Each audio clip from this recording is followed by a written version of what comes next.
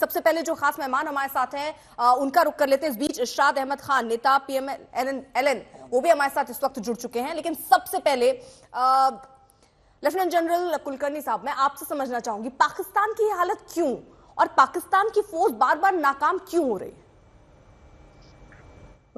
धन्यवाद अर्पिता। ये पाकिस्तान ने खुद ही अपने ऊपर ये एक संकट ले लिया है, क्योंकि पाकिस्तान शुरुआत से ही अगर हम देखें तो एक आतंक का सहारा लेता रहा। और अगर हम बलूचिस्तान को देखें तो फ्रॉम 1948 से लेकर के लगातार जो बलूचिस्तान में हो रहा है, क्योंकि वो खुद नहीं चाहते थे कि पाकिस्तान के साथ उनका विलय हो। और उसके बाद जब 1948 मार्च में जब इंस्ट्रूमेंट ऑफ एक्सेशन दस्तखत किया गया, और वो भी जबरदस्ती मोहम्मद अली जिन्ना साहब ने करवाया, उसके बाद से लगातार जिन्होंने साइन किया इंस्ट्रूमेंट ऑफ एक्सेशन अपने कलात खान साहब ने, तो उसके जो उनके जो भाई हैं उन्होंने ही इस तरह की जो इंसर्जेंसी है शुरू हुई। इंसर्जेंसी के 4 दौर हो चुके हैं, ये 5वां दौर है। और ये 5वां दौर जो तकरीबन 2004 से है, और 2006 में जब मुशर्रफ ने मुफ्ती साहब जो उनके बहुत बड़े एक लीडर थे उनको जब मारा, और वो मारना भी छोटा मोटा नहीं, उनको एक बार बुलाने की बात कही, और उसके बाद उनको जो गुफा में थे उसमें उन्होंने एंटी टैंक मिसाइल छोड़ करके उनको मरवाया। तो ऐसे हालात में अब Balochistan liberation army, Balochistan liberation front और बाकी जितने भी संगठन हैं, इन सब ने ठान ली है कि अब हम पाकिस्तान के साथ अलग होंगे। कारण बहुत साफ, mineral rich Balochistan, largest province of Pakistan, Balochistan, 44% of Pakistan is Balochistan, 5% of population is Balochistan, और rich मतलब सोना, चांदी, कॉपर और कोल्ड रिसोर्सेज, तेल, जिसके लिए चाइना पाकिस्तान इकोनॉमिक कॉरिडोर बना। इन्हें बड़ी बड़ी बातें बताई गई कि आप तो दुबई बन जाएंगी जी, आप चीन जो है वहां पे $50 बिलियन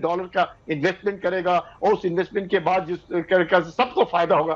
बट ऑन ग्राउंड पीने के लिए पानी नहीं, बिजली की वहां पे किल्लत, जहां तक कि इंटरनेशनल एयरपोर्ट बनाया है इन्होंने ग्वादार में, उसकी बिजली आती है ईरान से। तो आप समझ सकते हैं कि ईरान से अगर बिजली आ रही है, पीने का पानी नहीं है, और क्योंकि चीनियों का इतना ज्यादा प्रभाव है उधर कि मछली पकड़ना, जो बलूची जो वहां पे इतने गरीब हैं उनको वो भी मुश्किल हो गया।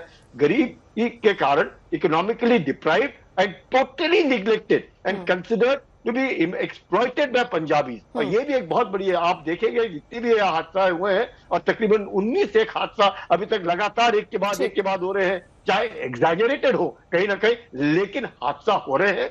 सिक्योरिटी फोर्सेस पाकिस्तान के बैकफुट पर है। क्यों? क्योंकि वो पूरे जमीनी से बिल्कुल हट गए।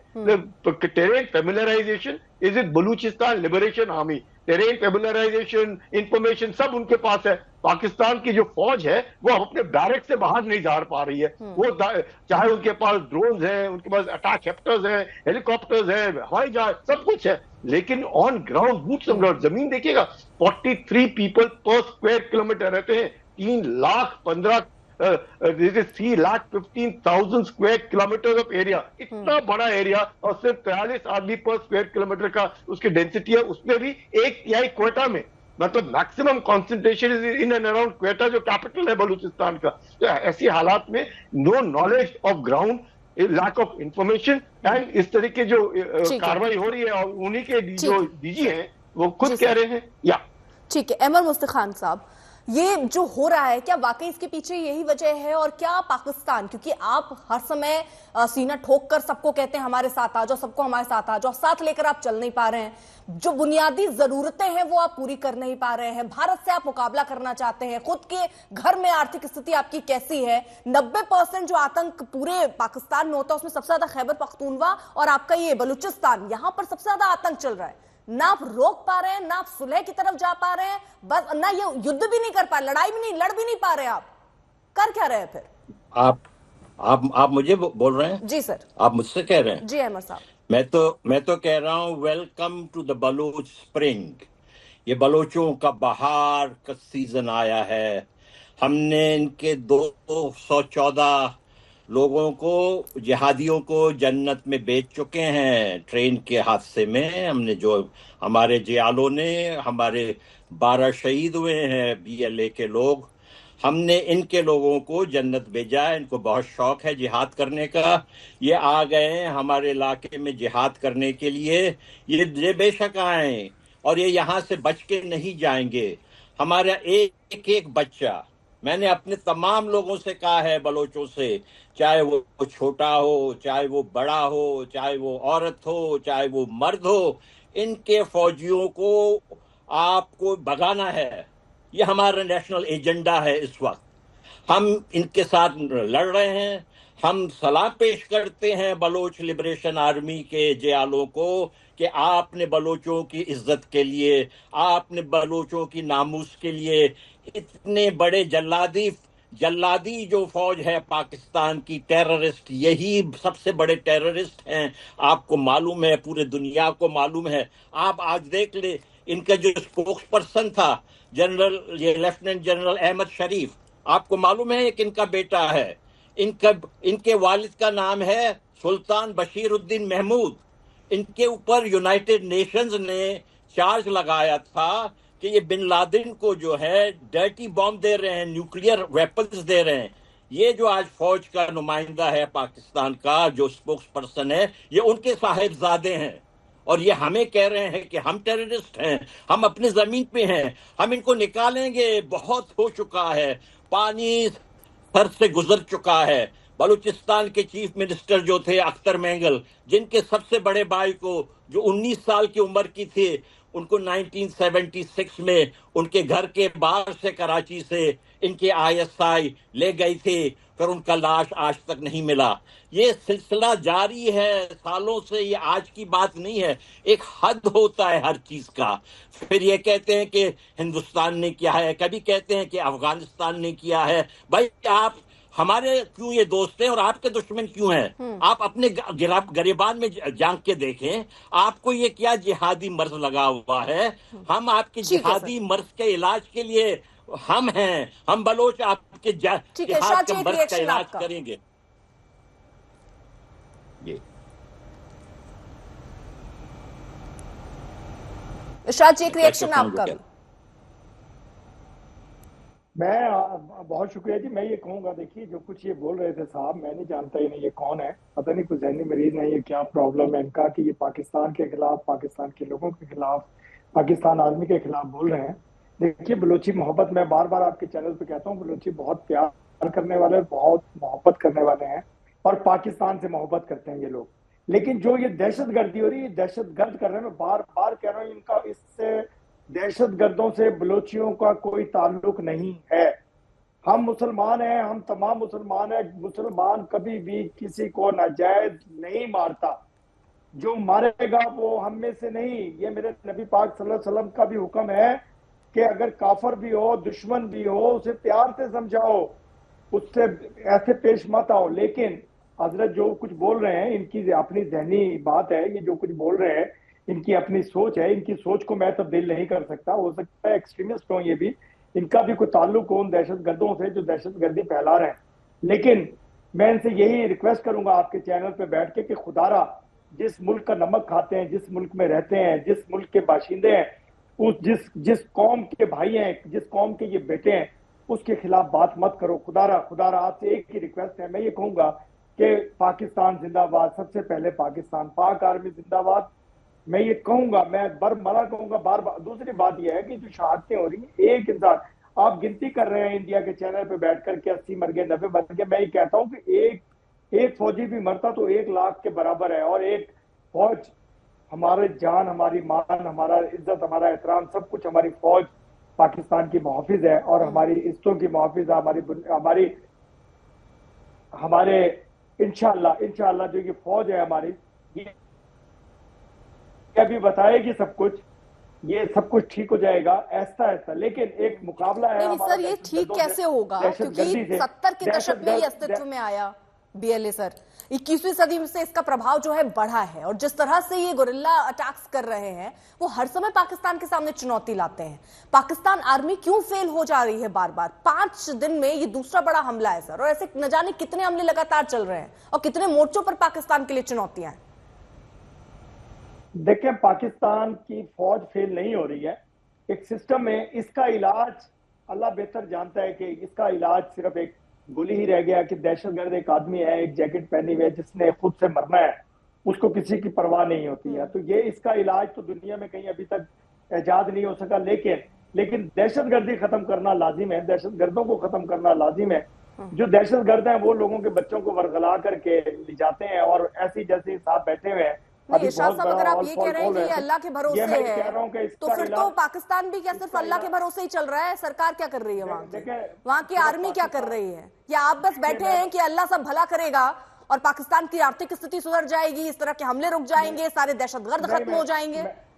ऐसा नहीं है। पाकिस्तान की आर्मी, पाकिस्तान के इदारे इनका किला कमा करने पे लगे हुए। ये जो दहशतगर्दी ये पूरी दुनिया में है, सिर्फ पाकिस्तान में यहाँ। लेकिन सर पूरी दुनिया में अगर है तो मैं ये आंकड़ा एक बार फिर आपके सामने जरा रख दे रही हूँ सर। ग्लोबल टेररिज्म इंडेक्स में पाकिस्तान दूसरे नंबर पर है। क्यों है सर? आप कह रहे हैं सब जगह है, लेकिन पाकिस्तान तो दूसरे नंबर पर है ना सर, उसको तो डिनाई नहीं कर सकते।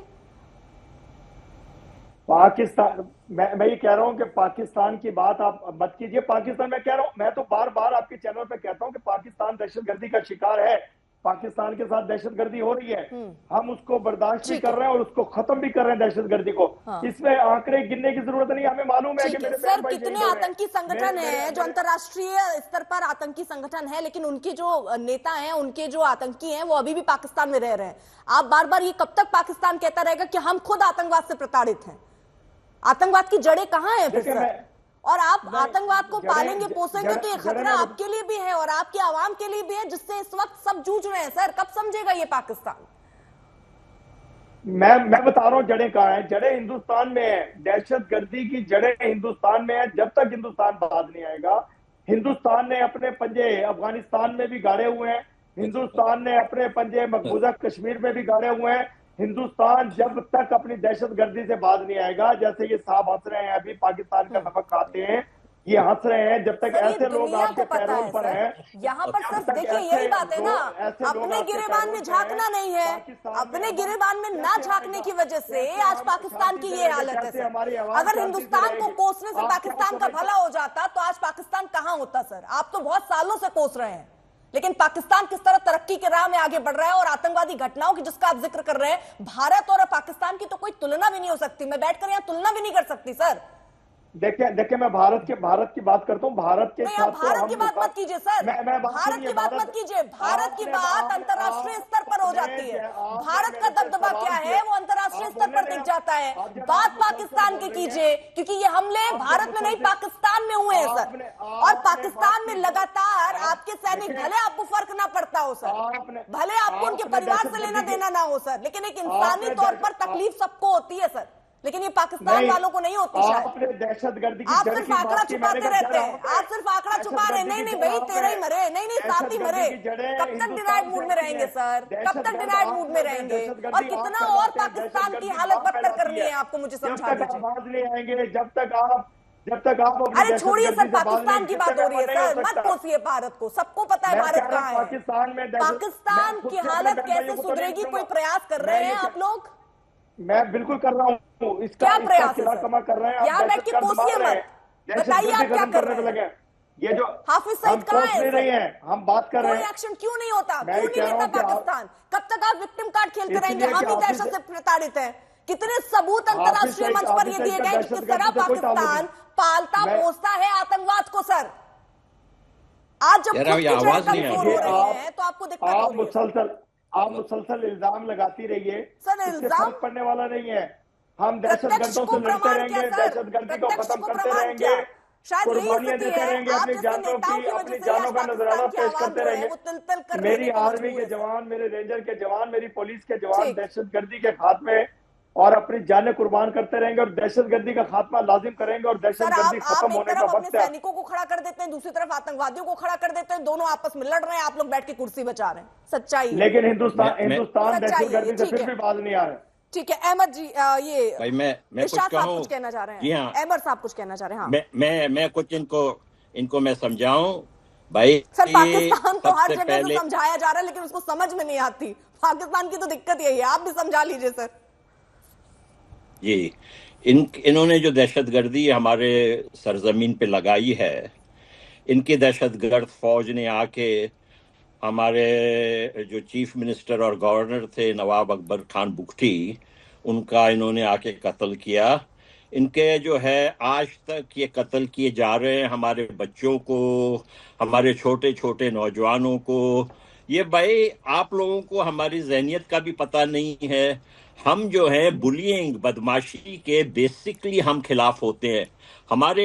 मेरी माँ ने मुझे समझाया था कि जब बला आपके आगे हो ना, तो बला से डरना नहीं, बला के पेट में घुस जाना। समझ रहे हैं? तो ये जो बीएलए कर रहा है ना, ये बला के पेट में घुसा हुआ है। ये हमारी माँ ने हमें तरबियत दी है। ये लाखों नौजवान बलोच आज जैसे ही वो 18 साल के होते हैं, वो पहाड़ के ऊपर जा रहे हैं, वो ट्रेनिंग ले रहे हैं। आप हमारा मुकाबला नहीं कर सकते हमारे जमीन पे। आप होश के नाखून पकड़ें, आप मेहरबानी करके निकल जाएं, इससे पहले कि आपके दोबारा वही हो जो 71 में हुआ था आपके साथ में। आप ये ना समझें कि बलूचिस्तान आपका बैकडोर है। ये नहीं, हम आपका बैकयार्ड नहीं हैं। आप सबसे लड़े हुए हैं। आप हमसे लड़े हैं, आप हिंदुस्तान से लड़े हैं, आप अफगानों से लड़े हैं, आप सिंधियों का जो है पानी बंद करके अपने जनरलों को खुश करना चाहते हैं। आप किस दुनिया में रह रहे हैं?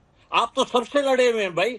आप अपने जो अहमदी हैं उनको मुसलमान नहीं मानते हैं। आप में क्या मसला है? आप कौन हैं? आप अपनी शनाख्त तो पहले पहचाने कि आप हैं कौन। आप क्या कोई जिहादी हैं? सबसे बड़े तो आप हैं जिहादी। आपके फौज का नारा है जिहाद, है या नहीं? मैं झूठ कह रहा हूं? आपके फौज का नारा है जिहाद। ये आपका, ये सबसे बड़ा जिहादी आप लोग हैं। आपने पूरे खित्ते में आग लगाया हुआ है। हर एक के दिल में आज आपके लिए नफरत है। क्यों भाई? आप खुद अपना इंट्रोस्पेक्शन तो करें ना थोड़ा सा। क्यों हमारे लोग बिल्कुल